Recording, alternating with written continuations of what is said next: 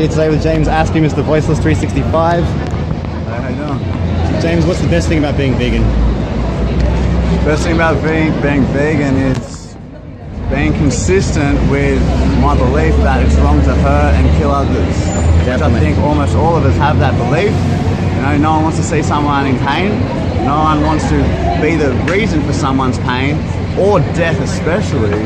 And by being vegan, you no longer are. You've opted out of that cruelty, you've opted out of that violence, of that suffering of those animals, and that feels fantastic. But that's just one of many, many benefits. And what's the biggest improvement you've noticed since going vegan? I feel there's I'm more a confident person. There's more peace in my life because there's not this conflict that I wasn't even really aware that I had before. I had this conflict inside me where I tried to be a peaceful, good, a happy, loving person. But at the same time, 3 meals a day, I was contributing to something completely against who I was and who I strive to be. A good, non-violent, loving person. And so one of the biggest benefits for me is it's just I feel more myself, and that gives me more confidence, and I just feel like a new man, like I'm a better version of my old self. And you're also a personal trainer for how long? About 9 years. 9 years? Yeah. And how much more have your gains improved? Oh, to be honest, I haven't, since going vegan, I actually haven't done a lot of the training I used to do because not long after going vegan, I took my 365-day vow of silence, Yep. and I was traveling around the country then, so I wasn't doing anywhere near as much training. Did you go around the whole country? I went around the whole country, but what I did in Darwin, my van broke down, so I ended up cycling from Darwin to Sydney.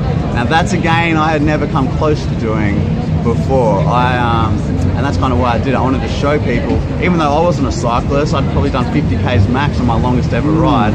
But the ride from Darwin was 5,000 kilometers to Sydney, and I thought, you know what, like I can do this. I feel amazing. I'm healthy. I'm fit. I'm strong. Even though I hadn't been doing as much training as usual, and I did that to show people that you do not need animal products to be a healthy, fit. So what would you have for breakfast, lunch, dinner when you're doing the ride? When I was doing the ride, it was hard, man, because there's not a lot on that trip. So I was often stuck eating Wheat Bix with peanut butter, some soy milk, if I was lucky. Yep. Sometimes I'd be able to get my hands on some fruit, which was great because I ate a lot of fruit. And I'd eat a lot of hot chips and wedges because that's kind of what they got there. If it wasn't done in animal fat, but sometimes it was, and sometimes I was a hungry man. So you just do what you can do in the middle of nowhere in the outback. But again, like I was doing that for 10 or so weeks. I was in the middle of nowhere, and I was still able to easily eat vegan and power me to get that 5,000 All by kilometers. yourself? All by myself, man. Yeah. What sort of van were you driving? I was driving a Toyota Hiace, which I was assured would last the trip. And How many Ks did you do?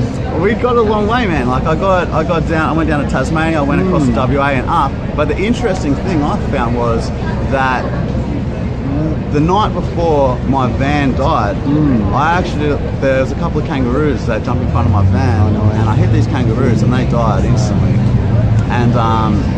And you know that, like, obviously I'm trying to get around the country to spread a message of better treatment for animals and veganism, and I'd hit these 2 kangaroos, and I was like, I can't believe I did that. You know, accidents happen, but it just still sucks, obviously.